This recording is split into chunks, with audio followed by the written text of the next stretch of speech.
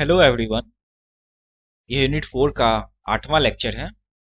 इस लेक्चर में हम लोग industrial legislative act and regulation के बारे में जानेंगे। यह एक्ट एक्चुअली होता क्या है। देखिए, जिस तरह आम जनता, आम लोगों के लिए, जैसे हमारे और आपके लिए कुछ नियम और कानून बने हुए हैं कि आप ऐसा नहीं कर सकते हैं, आप ये चीज नहीं कर सकते हैं, अगर आप इसके विरुद्ध ये काम करते हैं तो आपको इतने सालों की सजा होगी। इस हमारे और आपके लिए कुछ नियम और कानून बने हुए हैं इंडिया में। उसी तरह जितने भी इंडस्ट्री हैं उनके लिए भी कुछ नियम और कानून बने हुए हैं। उन्हीं नियम और कानून को हम लोग industrial legislative act and regulation कहते हैं। औद्योगिक कानून अधिनियम।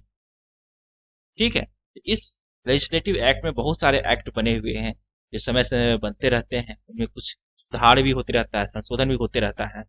तो हम लोग के सिलेबस में टोटल 4 एक्ट पढ़ना है।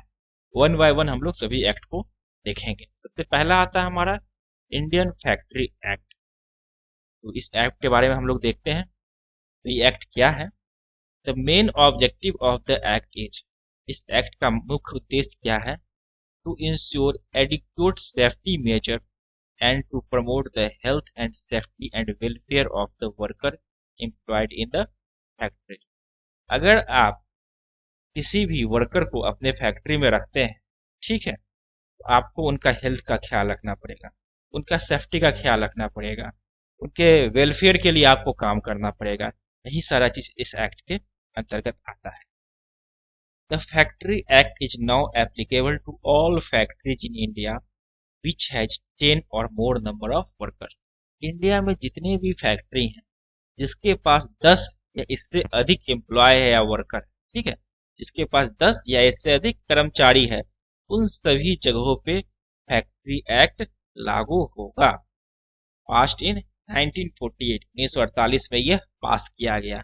इसके बाद इस पर समय समय पर संशोधित होते रहा, लेकिन आप लोग इसको याद रखिएगा 1948, क्योंकि आपके ऑब्जेक्टिव क्वेश्चंस में ये आ सकता है कि इंडियन फैक्ट्री एक्ट कब पास किया गया। इसका सही आंसर क्या होगा, 1948। अब कुछ टर्म हैं जो कि फैक्ट्री एक्ट में आपको जगह जगह पे देखने को मिलेंगे, तो उसके बारे में हम लोग बात करते हैं। अगर कहा गया कहीं पे एडल्ट, एडल्ट वर्ड यूज किया गया है तो इसका क्या मतलब होता है। इसका मतलब होता है a person who has completed the age of 18 years. जो 18 साल से अधिक का आदमी होता है उसको हम लोग क्या कहते हैं, एडल्ट। चाइल्ड किसको कहते हैं, इसका की एज 15 साल से कम होता है। अगर कहीं पे कैलेंडर ईयर वर्ड यूज किया गया, इसका मतलब क्या कहलाता है, एक पीरियड बिटवीन 1 जनवरी टू 31 दिसंबर, मतलब 12 महीना, 1 जनवरी से 31 दिसंबर की बीच की अवधि को हम लोग कैलेंडर ईयर कहते हैं। अगर हम लोग डे की बात कहें तो एक पीरियड बिटवीन 2 मिडनाइट, मतलब 2 मध्य रात्रि के बीच का समय, मतलब आज रात के 12 बजे से कल रात का 12 बजे, टोटल कितना घंटा हो गया, 24 घंटा। मतलब 24 घंटा को हम लोग एक डे माना जाता है। वीक, सप्ताह, अगर 2 लगातार सैटरडे होता है, 2 लगातार शनिवार, उसके बीच कितना दिन हो जाएगा, 7 दिन, तो हम लोग उसको सप्ताह मानेंगे, संडे से संडे नहीं, सैटरडे से सैटरडे। फैक्ट्री, फैक्ट्री हम लोग किसको कहेंगे, ए प्रीमाइसेस ऑफ 10 वर्कर्स और प्रीमाइसेस ऑफ 20 वर्कर्स। अगर मान के चलिए आप लोग पावर यूज कर रहे हैं, मतलब इलेक्ट्रिसिटी वगैरह सब यूज कर रहे हैं, डिफरेंट डिफरेंट तरह का पावर जनरेशन का सोर्स वगैरह सब यूज कर रहे हैं, अगर वहां पर 10 वर्कर है उसको हम लोग फैक्ट्री। अगर वहां पावर सोर्स नहीं है, पावर यूज नहीं किया जा रहा है, तो हम लोग वहां पे मिनिमम 20 वर्कर चाहिए, तब आप लोग उसको फैक्ट्री कहेंगे। अब आप पूछिएगा कि बहुत सारे कौन ऐसा फैक्ट्री है जिसमें कि पावर नहीं यूज होता होगा। इसका एग्जाम्पल है, कुछ छोटे छोटे उद्योग होते हैं, आप लोग गृह उद्योग देखिएगा जहाँ पे बिना पावर का काम होता है। जैसे मान के चलिए, अगर मान के चलिए आप लोग, जैसे मधुबनी पेंटिंग, मधुबनी पेंटिंग भी क्या है, एक छोटा सा उद्योग का रूप ले सकती है। अगर मान के चलिए आपके यहाँ 20 वर्कर हैं जो कि मधुबनी पेंटिंग बनाते हैं, लेकिन वहाँ पावर का तो कोई यूज नहीं है, पावर सोर्स का कहीं यूज नहीं कर रहे हैं, कोई भी मशीन आपका पावर से नहीं चल रहा है, लेकिन अगर 20 वर्कर है वहां पे, तो आप लोग उसको एक छोटी सी फैक्ट्री मान लिया जाएगा, लघु उद्योग उसको आप मान सकते हैं।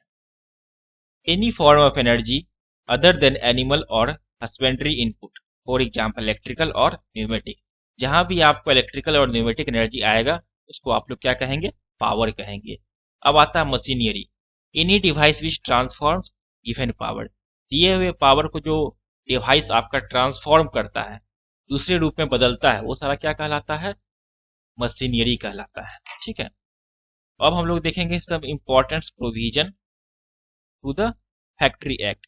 फैक्ट्री एक्ट में कुछ इंपॉर्टेंट प्रोविजन किए गए हैं जिनके बारे में हम लोग वन बाय वन देखेंगे। सबसे पहला प्रोविजन है कि प्रोविजन रिगार्डिंग हेल्थ, आपके स्वास्थ्य के लिए कौन कौन से प्रोविजन किए गए हैं। सबसे पहला आता है क्लीननेस, साफ सफाई। इसमें क्या क्या होता है? डेली स्वीपिंग और cleaning of floor, benches, passage and staircases.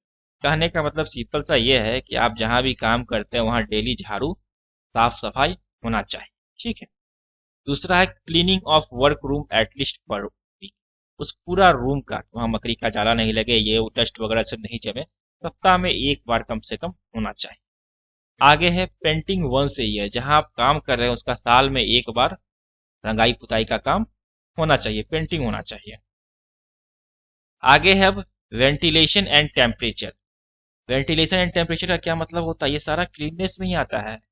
ठीक है, इसमें क्या है कि आप जहां काम कर रहे हैं वहां पे फ्रेश एयर का सर्कुलेशन होना चाहिए, एग्जॉस्ट फैन वगैरह लगे रहने चाहिए कि जो गर्म हवा है, जो भी मशीन का आउटपुट वगैरह सब निकल रहा है, वो सारा की सारा बाहर चला जाए आसानी से। आता है अब आर्टिफिशियल ह्यूमिडिफिकेशन, मतलब हवा में एक मॉइस्चर होना चाहिए। Use of prescribed method to have artificial humidification, use of clean water for humidification.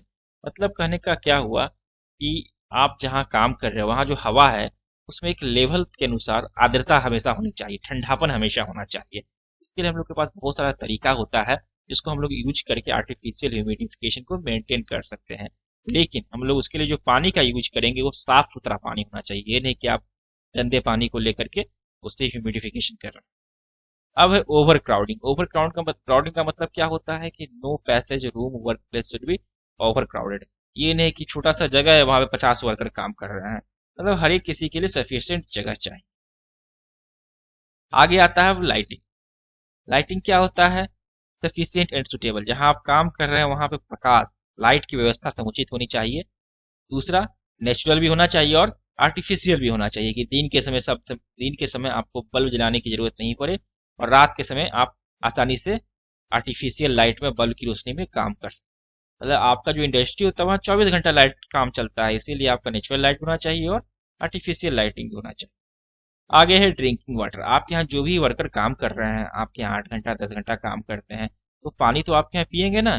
Should be available to all worker during all working hours, तीनों शिफ्ट में 24 घंटा आपके यहाँ पीने की पानी उपलब्ध रहनी चाहिए।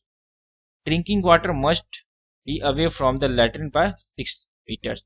आपका जो टॉयलेट है उससे आपका ड्रिंकिंग वाटर जहाँ पे है 6 मीटर की दूरी पे होना चाहिए। ये नहीं कि आपका बगल में टॉयलेट है उसी के बगल में पीने का पानी रखा हुआ है। ऐसा बहुत जगह पे आप लोग देखते होंगे कि जहाँ पे घर है, टॉयलेट है, उसी के बगल में आपका चापाकल भी आप लगा दिए हैं। तो ऐसा नहीं होना चाहिए, पीने का पानी है और टॉयलेट है, उसके बीच में कम से कम 6 मीटर का डिस्टेंस रहना चाहिए। आगे है toilets, separate enclosed for male and female. Male और फीमेल के लिए अलग अलग टॉयलेट की व्यवस्था होनी चाहिए।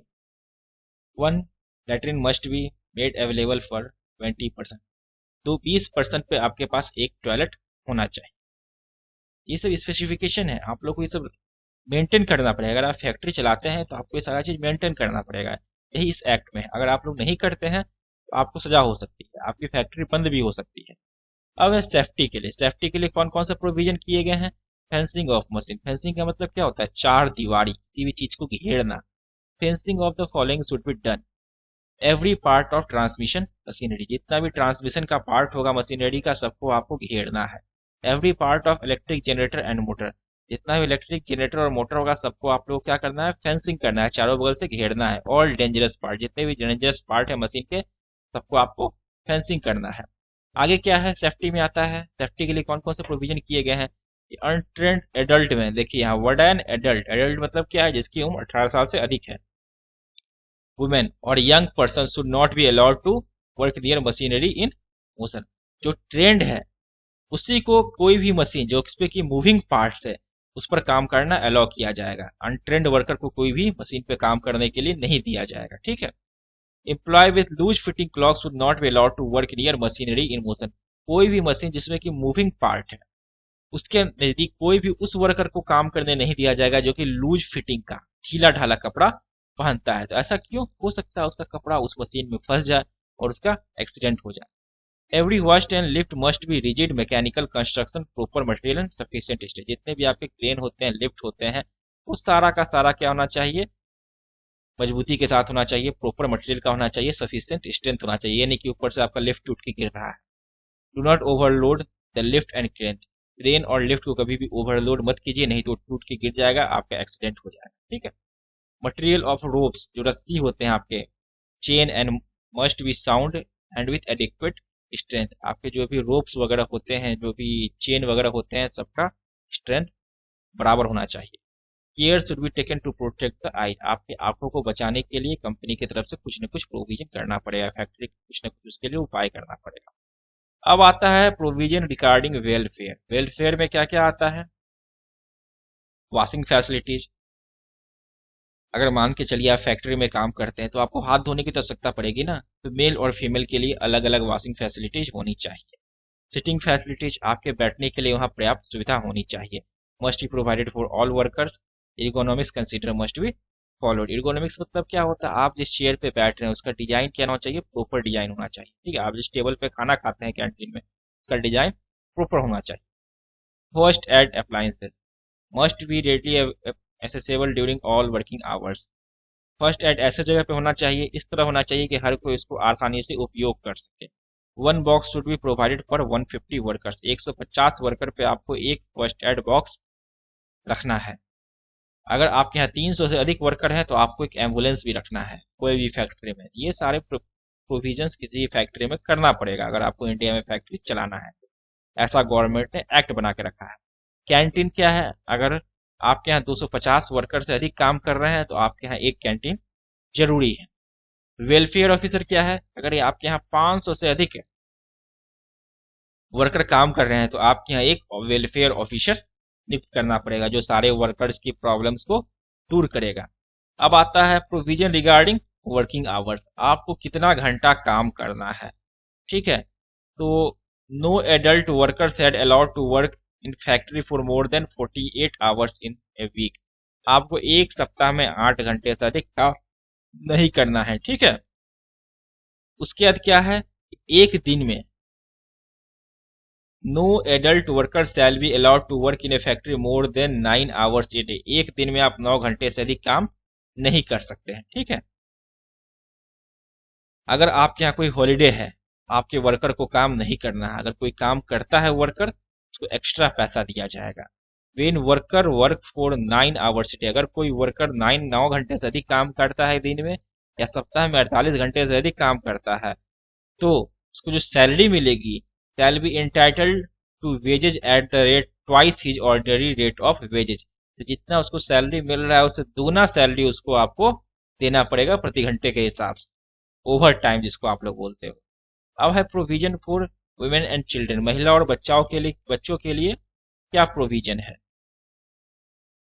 तो इसमें है कि वो लोग महिला और बच्चे जो हैं वो 6 बजे से 7 बजे तक, मतलब 6 AM, सुबह के 6 बजे से शाम के 7 बजे तक ही काम कर सकती है। 10 से 5, रात को 10 से 5 बजे के बीच में काम करना उनका स्ट्रिक्टली प्रोहिबिटेड है। उसके बीच में वो रेस्ट्रिक्शन है, ये काम नहीं कर सकती।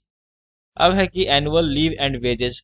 अगर मान के चलिए आपका कोई छुट्टी पड़ गया दशहरा का 10 दिन, अगर आपको उस 10 दिन का सैलरी आपको वर्कर को देना पड़ेगा। ये नहीं कि 10 दिन काम नहीं किया तो उसका हम लोग पैसा काट ले, ऐसा आप नहीं कर सकते। छुट्टी के दिन का आपको उनको पैसा देना पड़ेगा वर्कर को। दूसरा, कभी कभी ऐसा हो जाता है कि उनको तत्काल पैसे की जरूरत पड़ जाती है, तो उस केस में आपको एडवांस पेमेंट भी करना पड़ेगा। तो इन सारे चीजों का प्रोविजन आपको फैक्ट्री एक्ट में रहता है। अगर आप इन सारे प्रोविजन को अपने के यहाँ लागू कीजिएगा तभी आपका फैक्ट्री सही तरीके से चल पाएगा, अन्यथा आप पर कानूनी कार्रवाई की जाएगी। तो अगर इंडिया में आपको कोई भी फैक्ट्री चलाना है जिसमें 10 वर्कर से अधिक हैं, तो आपको फैक्ट्री एक्ट को वहां लागू करना ही पड़ेगा। ठीक है। इस वीडियो में बस इतना ही। नेक्स्ट वीडियो में हम लोग दूसरे एक्ट के बारे में पढ़ेंगे। Thank you.